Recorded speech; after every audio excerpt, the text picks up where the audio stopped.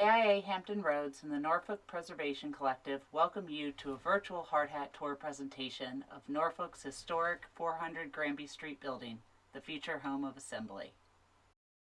Our presentation will be led by the project's architect, Rob Crawshaw from Work Program Architects, with additional commentary by Drew Ungvarsky, the CEO of Assembly and Grow, Kayla Halberg from the Norfolk Preservation Collective and Commonwealth Preservation Group, Katie Paulson from the Commonwealth Preservation Group, and Rachel Howlett and Christie Thompson from Campfire Co. We thank all of them for speaking today.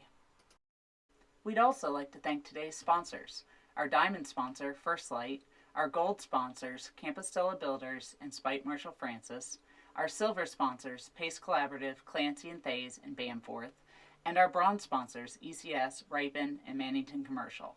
A special thank you to Hanbury Architects for providing the digital platform for this event, and to Nello Wall Systems and Ecovative Energy Building Sciences for sponsoring the filming and editing for today's presentation. We'd also like to acknowledge all of the hard work put in creating and promoting today's event by AIA Hampton Roads, the Norfolk Preservation Collective, YAF 757, IIDA Virginia, West Virginia, Assembly, Work Program Architects, and Campfire Co.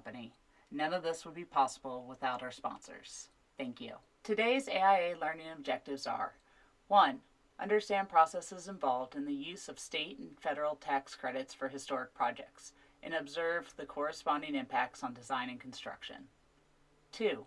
Describe how to evaluate existing historic structures for modern life safety requirements through prescriptive fire-resistant code. 3. Understand FEMA requirements for flood-proofing historic buildings. 4. Examine design considerations for historic buildings and how they alter program. Please enjoy the presentation. Hi everyone, my name is Kayla Hallberg. I serve on the board of directors for Norfolk Preservation Collective.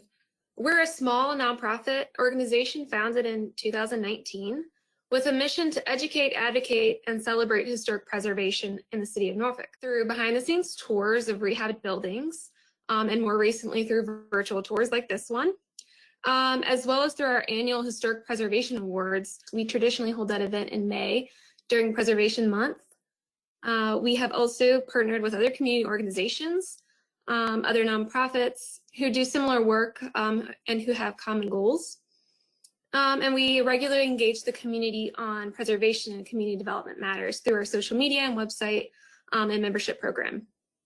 We're really excited to be partnering with AIA Hampton Roads today to bring you this virtual hard hat tour of what we consider to be a real historic gem for our city. We'd also like to thank the event sponsors, Assembly, WPA, and the rest of the design team for putting together this program. So thanks everyone and enjoy. Yeah, I'm Drew Ungvarsky. I am the co-founder and CEO of Assembly, the project you'll be touring today.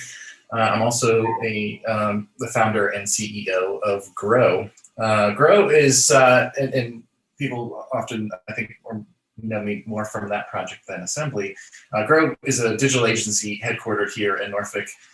We create digital experiences, innovative digital experiences for global brands, helping them engage their audiences in unique and lovable ways. So it's a team of creatives and developers and strategists, producers, all kind of coming together, making amazing things for brands around the world. Assembly, the project you're touring today, is a multi-building office campus that is going to bring together leading creative and technology companies, all sharing a bunch of common areas to inspire them, and selected amenities that we think will empower those companies to go a bit further, faster. Architecturally, it's an adaptive reuse of 3 historic department store buildings, totaling about 100,000 square feet. We're doing the project in 2 phases. The first phase is the Ames and Brownlee department store building at 400 Granby Street, just over 50,000 square feet when it's done. And then the second phase are the 2 Sears and Roebuck buildings that wrap around Freemason to Monticello, and those are another 50,000 square feet. And then the relationship between the two companies, Grow really took a leading role in launching this idea. I mean, it was something we were thinking about as we were trying to figure out our own expansion plans and thinking, okay, well, maybe there's a way to to benefit not just the growth of this company, but a bunch of other exciting companies around the region. We helped shape the vision for the project. And then have really lent a lot of the way of staff and financial support to getting the project off the ground. But now Assembly is its own company, will run forward operating on its own, and Grow is going to be one of the major tenants within Assembly. Why do this project? Well, I'm a strong believer in the idea that in order for this region to thrive, Norfolk needs to thrive, and in order for Norfolk to thrive, downtown has to thrive. We very much do intend Assembly as a catalyst project. We, in so many ways, are trying to create a front door for creativity and innovation here in Hampton Roads. This region has a bunch of amazing creative and technology companies, but we really lacked a center of mass. And as a result, there are many in this region who don't even know of all the amazing companies that are here, let alone nationally or internationally. And so, creating, we think, a flagship project where those companies can come together and rise together in so many ways, we think will help bring visibility to those companies. And also, we're thinking in so many ways about how can the building program itself help those companies thrive. Part of that, of course, is creating the strong sense of community that those companies and the employees therein need to thrive, creating collaboration opportunities between those companies. But physically, we can also share certain spaces. So Assembly, we don't think of as it's certainly not a traditional co-working project, nor is it a traditional office project. It's somewhere in the middle. We are combining a bunch of different tenants, all of which will have their own office spaces, but they'll share common areas and they'll share selected amenities. There is a small area within the building dedicated to true co-working, intended to support freelancers and smaller companies or remote workers. But the vast majority of the building is actually going to be office spaces that range from as small as 700 square foot sort of move-in ready suite spaces up to 10,000 square foot full floors. Several of the tenants are doing kind of full custom build outs of their spaces. So first phase is 50,000 square feet. As you come in, you'll see there's kind of a huge common area. It's really intended to be the primary social space to connect all of the community, both inside the building and out. We'll be regularly programming the building with different events and inviting the community into the space. There is a central atrium that cuts through the middle of the building up to a skylight that, there's no shortage of natural light in this building, from the historic windows to some of the new windows we added in this skylight. The atrium is where the old grand stair from the historic department store was, and we were fortunate to be able to add that back. And there's also a retail space in the front of the building, and we really intend that as a connection to the broader community. So we want that to be both an amenity for the tenants, somewhere they can go every day to grab a coffee or a lunch, but also to bring as many people into the building regularly and see all the inspiring work that's happening in there. And then last thing of note, and really kind of the other major program of the first phase here, is that there's over 15,000 square feet of shared common areas and amenities. So this ranges from the living room I was just talking about. There's the rooftop deck, an event space. There is a boardroom. There are a number of shared meeting rooms, a podcast room, a mother's room, a bike share and storage and service area. There's a couple showers. There's even a common library amongst all of the tenants. And again, the thinking there was like, so many of these amenities are the ones that just don't make sense for small businesses to build on their own. We love and need those amenities to inspire our teams, but they're incredibly expensive to build, and they're not very space efficient for a company to create a 20-person boardroom that they're only going to use 2 or 3 times a month. And so we thought those would be great amenities to share amongst a broader set of companies. Companies like WPA, types of people who like to think as passion projects for how they can shape their communities and how they can create the world around them. And so that's why we're so excited to have just a building full of those people, several buildings full of those people, and looking forward to seeing what comes of it. And I think that explains sort of why and how Grow and I and a bunch of others have put a lot of energy into shaping the downtown to the place that we're excited about working and enjoying sort of as a culture destination. The 2 main drivers in terms of building selection were it needed to be big enough to pull this off. How could we and a bunch of other tenants go into a space together? We were thinking of it as 40, maybe 50,000 square feet. And the second one was that we really wanted it to have history. We think that one of downtown's greatest strengths is all of the history there. I'm definitely a sucker for historic buildings, and having done now a couple of historic renovation projects. They are love-hate, but mostly love, or I think you hate them by the end, and then you love them again and do it once more. And so this one was definitely ambitious. Grow's building is just under 10,000 square feet, and again with this one coming up on just over 100,000 square feet, quite ambitious for us. But we thought we love the character of the building. We love the story of the department stores. Then when we started to dig under what was a 80s era renovation of the building, we could see that the history was still there. The floors and the ceilings, and of course the exterior shell was in really great shape, and we thought it would make for a great campus. Things that were scary to us early on certainly started with the scale. 100,000 square feet is massive. Yeah, so it was a little daunting.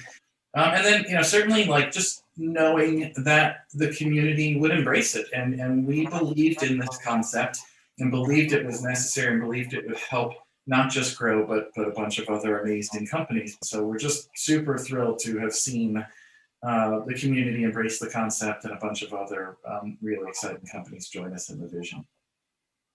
All right. Hi, everyone. I'm Katie Paulson. I'm a project manager and architectural historian at Commonwealth Preservation Group. CPG is a Norfolk-based preservation consulting firm. We specialize in preservation planning, historic rehabilitation tax credits, and National Register nominations. So on this project, we are the historic tax credit consultants. We provide guidance on building treatments, and we prepare all the applications to the Virginia Department of Historic Resources and the National Park Service for review and approval. So today I'm just going to try to provide a brief history of the building. I have about 110 years to cover, so I'll do it as quickly as I can. So I just wanted to mention that we have been working closely with the folks at Grow for a couple of years. And it all started with research to determine if their vision for the building and the overall project design was a good fit for the historic tax credit program. So at the start of any project, our research typically includes Sanborn fire insurance maps, city directory listings, and newspaper articles. But we were very lucky in that with this building, there was a ton of historic documentation, both locally at Slover Library's Sargent Memorial Collection, as well as at the Library of Virginia, which is actually where we got this image. This is from the original 1910 plans for the building. So the Library of Virginia actually had the original 1910 plans and the specifications, as well as partial plans of the 1918, 1938, and 1970 renovations. So we typically do not find that amount of information on a building, but it certainly made our job a lot easier when we were trying to determine appropriate treatment options for the renovation. So as Drew covered, and this is project building is actually covers 3 buildings, but in the interest of time, I'm just going to focus on building 1.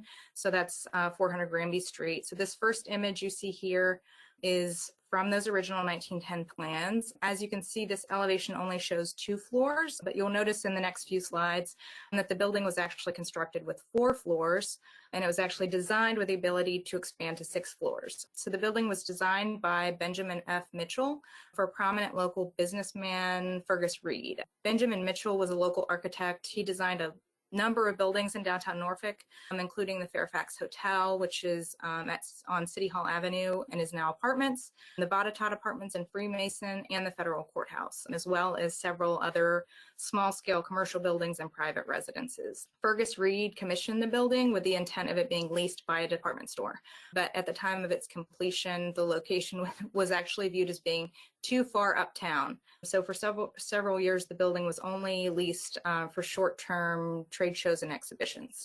Until in 1918, Fergus Reed got his dream when Ames and Brownlee rented the Fergus Reed building after they outgrew their previous building at 222 Granby Street. The department store renovated the interior of the building prior to moving in.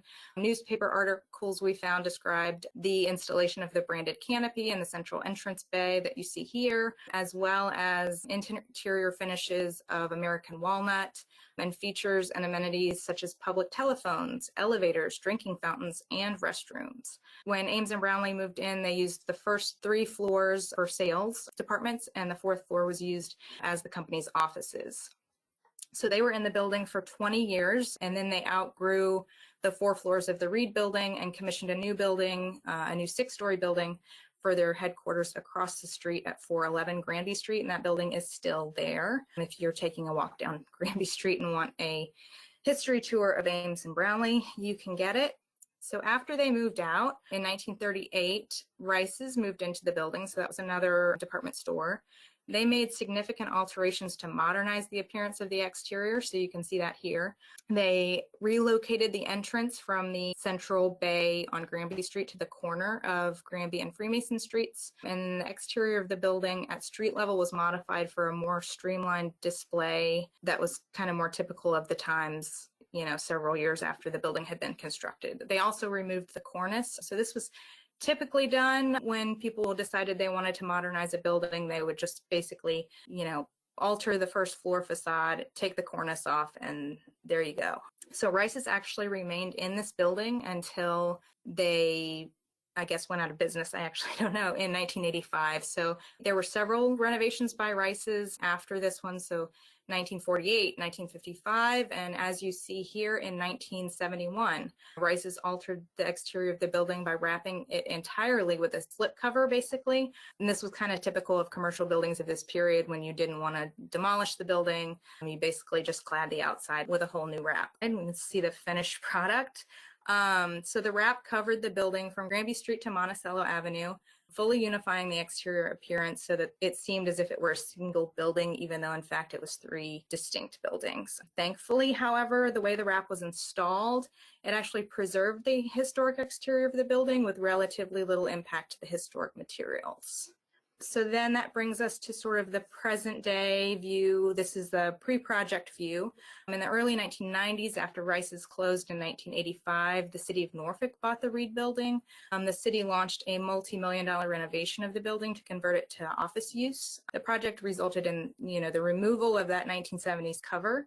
And they found underneath the original exterior details, as well as a number of details remaining inside, including terrazzo floors and wood paneling.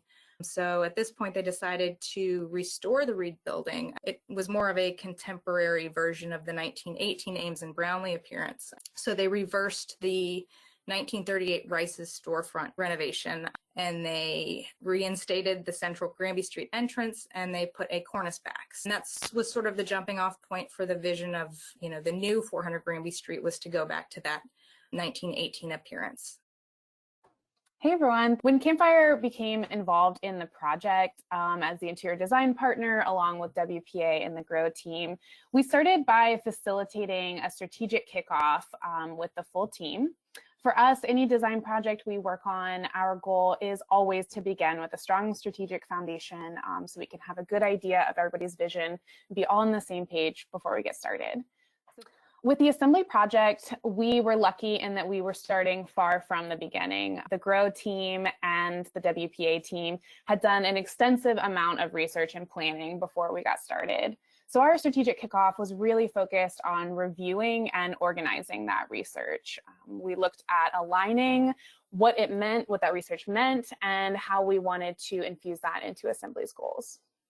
We started by looking at an overall picture of what would success mean for this project, and we honed in on big picture goals, what the vision was, and really where they wanted to move forward. We talked about the different users of the building, what was important to them, how they might use the space, what would be a big motivator to them to become a part of the building. And we talked about some similar spaces that GROW had visited and explored.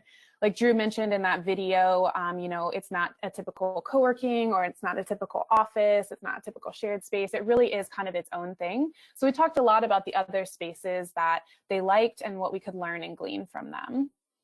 And then finally, we honed in and clarified on what the assembly space wanted to be known for. How would they differentiate themselves as kind of this world-class space for really incredible, innovative businesses and companies to be a part of?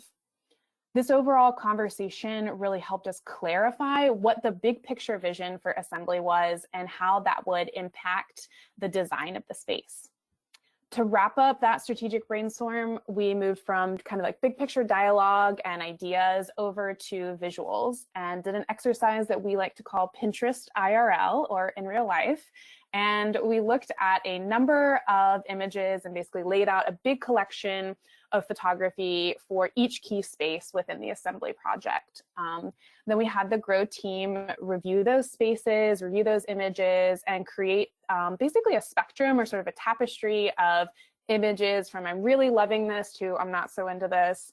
And then we layered in key Post-it notes so they could call out special elements of I'm really into sort of what's happening in this specific space, or this aspect of this image isn't really drawing me into it, and then kind of layered in some of those vision and goals.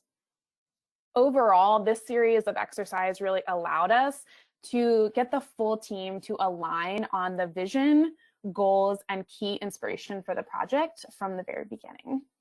Yeah, so like Christie mentioned, aligning as a team from the start was incredibly important for the project, especially the scale. And that applied really to our collaboration and communication approach as well. There were really three main elements to our team's collaboration approach. It was our models, our file structure, and our communication methods. And that really created a super integrated approach across the team. So the next slide shows an example of our work in collaboration with WPA and the client, specifically for the second floor upfit. Which we worked on as well, and that is GROW's tenant space. It's about a 10,000 square foot space. So for our models, it was really important to get on the same page early on. Campfire works largely in SketchUp and WPA works in Revit. I'm sure you guys experienced that a lot as you're working across different industries. And so by first establishing who would be modeling what, setting up layer standards, obviously an origin point, seemed like super basic things, but it was really key to us to be able to streamline the ability to link our models together and quickly create VR models, virtual reality models for the client to review. That was one of the main ways that we got decisions to advance design and really streamline the process. Similarly, for file structure, it sounds simple enough, but keeping a super organized folder system in Google Drive allowed anyone on the team, including the client, to access files easily, and it saved us a lot of back and forth. And finally, aligning on communication methods was also really invaluable. Between our two teams, we actually set up a specific shared Slack channel just for the project. And this allowed us to really have a cohesive approach when we were tasked with solving different problems and making sure we were on the same page when we would present back to the client. And as for the client side, we really decided to flex the use of Google Slides. It was super simple, but a really effective way of making sure that whenever the client would give us feedback, that it was just really clear and easy to understand. You can kind of see a snippet in the bottom right of this slide of an example of one of the feedback slides that we got. And this just made sure that it was captured really specifically. We had kind of a paper trail to make sure that we were all on the same page. And as a bonus, with Grow's team, they were obviously very adaptable with technology given the industry that they're in. And that was a huge help on this project as we navigated this project completely remotely. This portion of the project, it kicked off in March of last year. So right as we all went into our homes to work remotely, we all had to kind of navigate. And this was the first project we did kind of entirely virtually. I think that kickoff meeting we had was our only in-person meeting. Our only in-person meeting, for sure. You know, we've talked a lot about the history of the building, and thank you to CPG for giving us a little history on that. And of course, this was going to inform the design vision for the project quite a bit. Our challenge was really to figure out a way to honor the historic character of the building by balancing the use of classic details with modern design. The main features of the interior design are meant to feel at home in a historic space without actually replicating or mimicking the exact details of the building's era. So we decided to embrace this balance through a subtle but intentional gradient of classic design elements to more modern details as occupants and guests move through the building. So essentially that means the lobby space will include the most classic or timeless elements, and once you get to the roof, you'll find the most modern details and types of furniture. You can kind of see a diagram of that on the top left, and then on the bottom left, you can see a top view of kind of the vestibule design and how that's a super classic vestibule floor, very typical of the era of the building. And then as we work through the building on the images on the right, you can start to see how the design starts to feel a lot more modern, especially once you get to the top of that atrium space. In addition to that delicate balance, Assembly's overall interior is designed to feel much more kind of like a cozy boutique hotel rather than a traditional office space. It's kind of this hybrid of not co-working, not traditional office, and all these shared amenities and kind of the hospitality elements really played a key in the development of the design. So the space is really designed to connect this creative and innovative community of tenants. So we've got lounge spaces, meeting rooms, and really the atmosphere is meant to feel as welcoming, comforting, flexible, and obviously inspiring as possible. And so next we want to talk about a few surprises. So with any good project, you know, there's going to be more than a few unexpected moments during construction, and especially that's true with a historic project, the renovation. But luckily for the interior side of the project, this collection of found artifacts was kind of a welcome addition to the design. So during demo, the contractors found some unusual, surprising, and historic artifacts that were captured really in time and in walls. There was kind of some hidden spaces within the building. So you can see some of these objects on this slide. We found, you know, old department store boxes, tins, historic photographs, you know, World War I era newspapers, and even historic furniture. So we worked with the Grow team to design some gallery walls, shelving areas, things like that to really feature throughout the building, repurposed furniture. You can see some of those images on this slide. The top image, you can see that gallery wall, and that table in the foreground is actually a table that we're repurposing that was original to the building. It's an old boardroom table that we're kind of adapting. But one of the more exciting discoveries during demo was actually a hidden room. It was a fur vault. And so it was once home to the original department store's collection of valuable furs and kind of fur accessories. And it's now being used as inspiration to the large shared boardroom that's on the same floor. And as you can kind of see in that top middle image, the contractor was able to salvage the old fur vault door frame. It's actually on my to-do list and Rob's as well this week to try and figure out how we're going to incorporate that salvage door frame into the actual door into the boardroom. There's also several other elements that are found typical to a fur vault, kind of this top left images, reference image that we have, that we're starting to take cues and elements of details and integrate them into the kind of the systems furniture and the rest of the architecture and interior design of the space. So Drew has given us the who and why of assembly. Katie covered a little bit of the where of 400 Granby Street, and Christie and Rachel gave us what the design elements were for the project. And I'm going to give you the how of it was integrated into this building.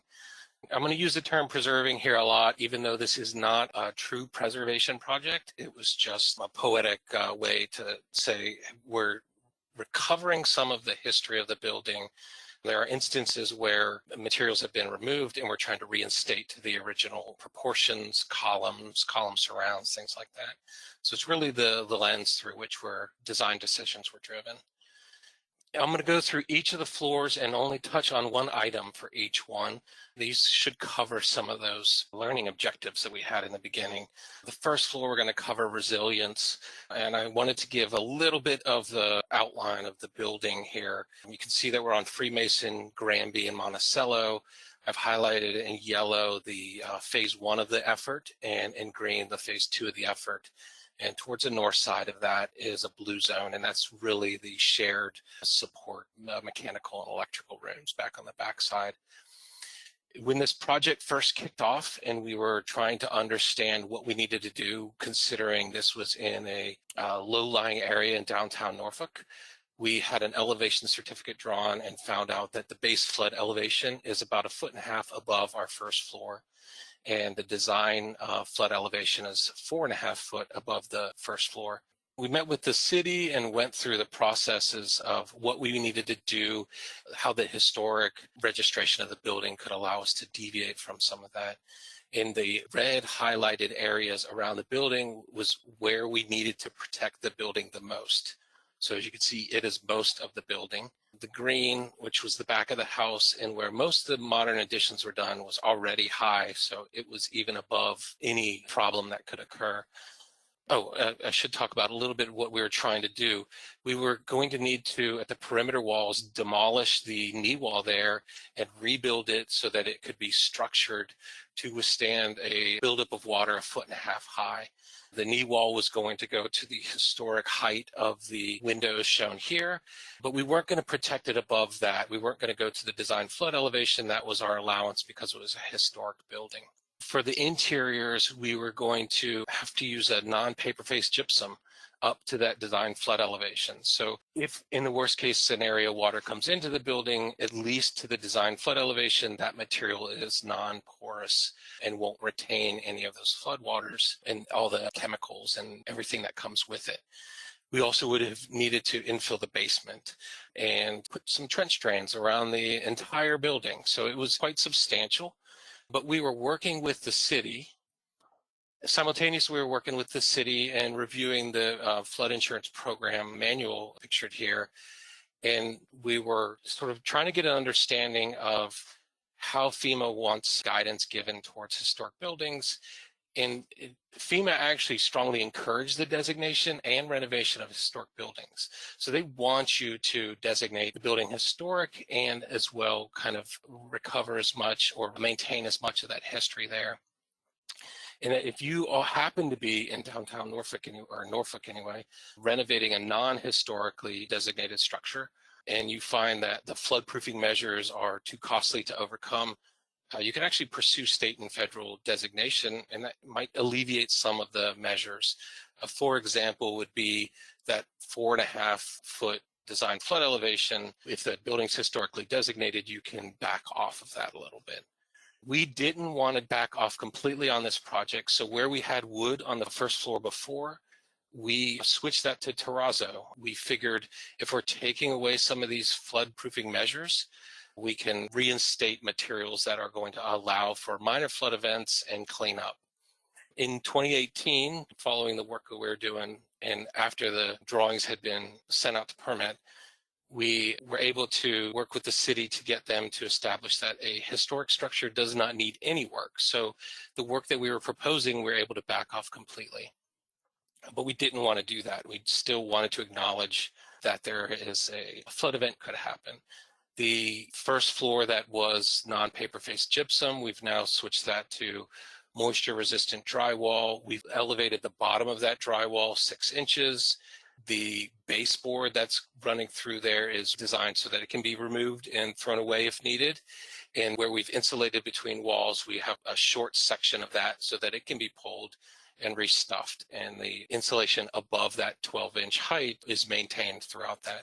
So a major flood event, it won't cover, but minor flood events that allow water in, we have some measure. And the downtown area here is actually protected by a seawall, so we're preparing for it. We're hoping that it doesn't happen, but we have some measures in place to allow it to not be an overwhelming situation should it happen.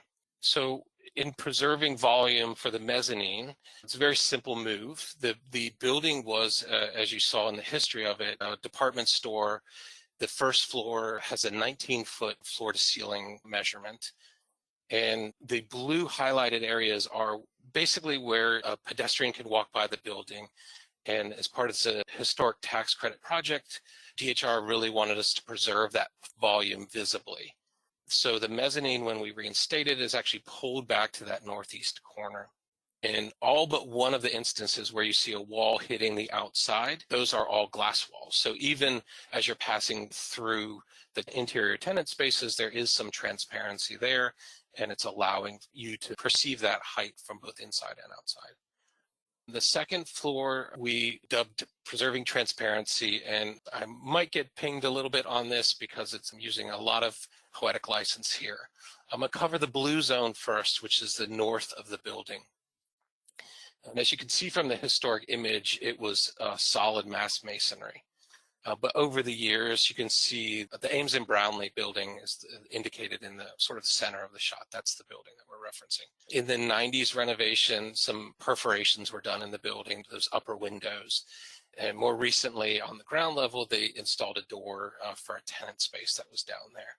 But in the tax credit pursuit, what we were trying to do was make that northwest corner solid again. We counted up all the windows that were there, and I think we were at 7 or 8, and we wanted to add a few. So that was the trade, make that corner solid as it was, how you would experience directly from Granby. And then we are allowed to create new openings, larger openings that spoke to the original volume and proportion that was on the west side, but just on the north side. This allowed for a little bit more program to occur deeper in the building.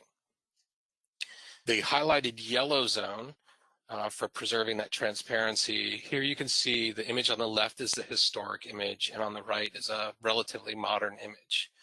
And the transom windows of the second floor were infilled with metal panel in the 90s. And the third floor, double hung windows were replaced with storefront and also had a false transom that was put in. And that was to conceal some ceilings that they were doing in that portion of the building. The approach was going to be to remove all of those windows and reinstate double hung operable windows. But when they did the demo of the first set of windows, they actually found there was an asbestos mastic back there. So through consultation with Commonwealth Preservation Group, and we went back to DHR for this, we were able to leave these in place, remove the metal infill panels, and provide new glass panels there. And it is quite dramatic to have experienced it with the ceiling on prior to and after the glass infill. And the glass infill wasn't a quick process.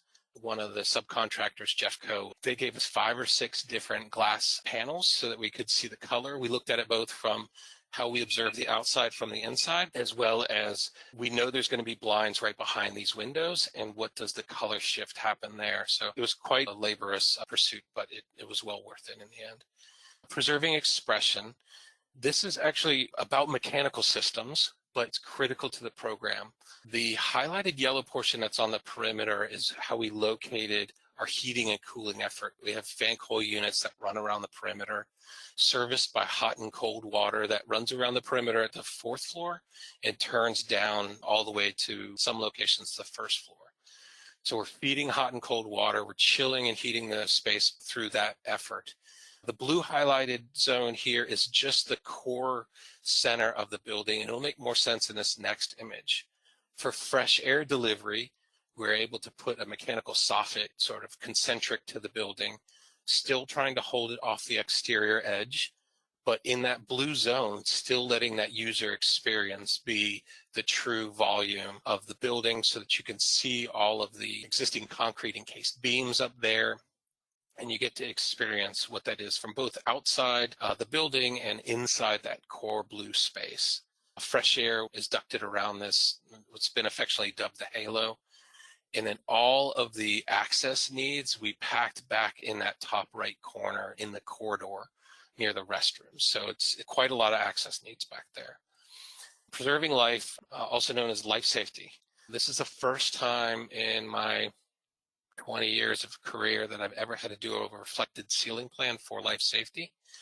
But this was a historic building. We were trying very specifically to feather through ratings, the building was originally a 2B construction, and we were reclassifying it as 1B. So the highlighted yellow is the primary structural frame, and it had to be 2 hours. The blue zone has a penthouse above it, and also had to be 2 hours. And the green zone is technically classified as roof, even though we have some pedestal pavers out there and you can walk around that area. And that only had to be 1 hour, including the secondary frame. But in that dark green zone, we had an egress path. Unrelated to the fire rating, we had to get a load rating for that of 100 PSF. So we had to reinforce that zone. And during the tear back of the roof, we found that the roof slab, even though the historic documents suggested a thickness to it, it was much thinner than that. We did some testing, and we actually had to expand some of the reinforcing throughout the pedestal paver area. And how we disguise this, the images on the left are the difference between a 1 hour wrap and a 2 hour wrap. The dashed orange line is the critical element here. We wanted to get as much of the rating inside of that line, but then have a clean finish on the outside so that you couldn't see it. If you look on the bottom right, that detail D4, this is envisioning a sort of a side view of that beam, and the transition between a concrete encased portion of a beam and an exposed. In some instances, they didn't even cast concrete around the beam, they held it off. In other instances, through the life of the building, was chipped away. So that last layer of drywall, that Type X drywall, is intended to be a complete finish from one column to the other, or one main support girder to the other. And in the same regard, you can see on the right side of the upper two details, we have a lowered coffer. We were really trying to get that as close as possible to that historic finish. This was a discovery through the demolition, and we had to go back to the city and site an approach, and everything in here, you can see it's talking about a calculated fire resistance. So we're through layers of drywall trying to control all this. We landed on drywall because intumescent paint wouldn't give us a finish, and spray foam insulation wouldn't give us the same finish. Either we still would have to go back with drywall. So that's how we treated the beams and open areas. In preserving views, most often you would see this and you would think, okay, we're going to preserve a view from the building out. This is actually the reverse. I've highlighted some zones here. The light blue here is a low cornice, and it's our best opportunity to see out over the city of Norfolk. We can see down towards the Neon District north of the building. The dark blue zone is a high cornice. It's the same profile cornice that was reinstated in the 90s, but it's overhead. And so the yellow portion is where the pedestal pavers are, and we're trying to drive as much of that effort over to where you can see the most. The dark blue area is a new stair tower that had to be built. And then we have shades of green below those sets of color. And what we were doing here was trying to step the building up further away from that north side of the building, so that we can see less of it. It was a requirement that we not disturb the skyline of the city from the pedestrian user. And I'm going to jump around from elevations here, but to give you context, there's the Ames and Brownlee building and the building 2 that occurs behind it. If we jump down onto the ground, this is at Brambleton and Granby. You can see the federal courthouse way back there in the distance. You can see the assembly building, 400 Granby Street. And Katie went out there with an NFL-style telephoto lens and captured this image. During the process, we had to construct a scaffold that we would share back to DHR for approval. And that scaffold was to represent the height of the elevator shaft. So that was the penthouse of the elevator. For context, here you can see 400 Granby. That's where Katie had to stand some 1,000 feet away from the building. And that white thing that you're seeing on top of our building is actually a block away. So it's really kind of a distortion of your perspective from there. And then we overlaid that with a rendering so that we could see how low we were actually on the building. And the efforts that we had done on this part, the stair tower was always a modern element. There was a stair tower there that we were tearing down and reinstating. So really it was the dark brown area in this rendering. and you can't see this until you are actually a block away from the building because of other objects that are in the way.